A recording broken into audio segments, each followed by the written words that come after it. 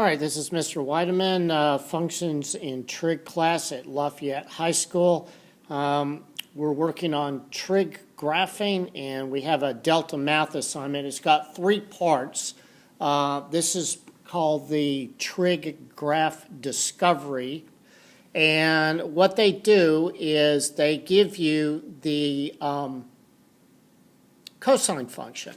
Okay, and the cosine function that you're given is this guy right here, okay, the black one. And what they want us to do is they want to apply the appropriate transformation so that we get this dashed guy.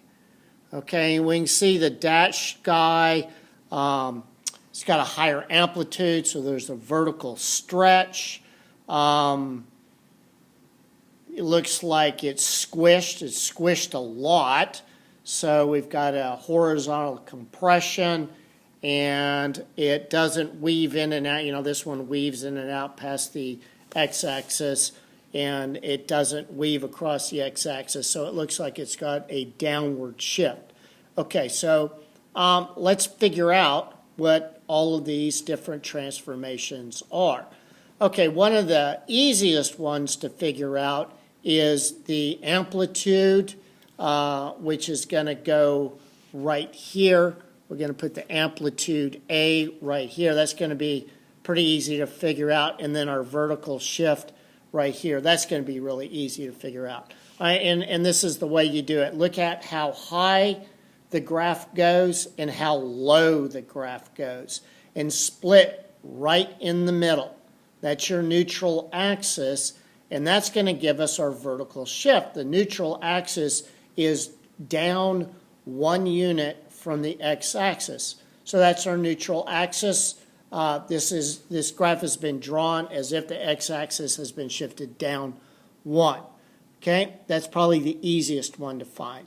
And while we have this max, min, and right in the middle figured out, this max and min, you just go, well, it goes up 2 units from the neutral axis, and it goes down 2 units from the neutral axis. That's our amplitude. Our bumps are 2 units, our dips are 2 units. So there we go. All right, so that's pretty easy. Okay, now the next part is the compression. And we're going to have 2 things. We're going to have a formula for B. Okay, we know that period is 2 pi divided by B, and we're going to have to calculate that. The second thing we have to do is we got to get the period from the graph. And how are we going to get the period from the graph? Well, we've got to look at the graph. All right, what I've drawn in green highlight, that's the first period. Orange is the second period. Blue is the third period. And we notice that they occur every 1/3 pi. 1/3 pi, I finished a period. 2/3 pi, I finished another period. 3 pi over 3, I finished another period. So that means that my period is pi over 3. So that helps me back calculate that compression.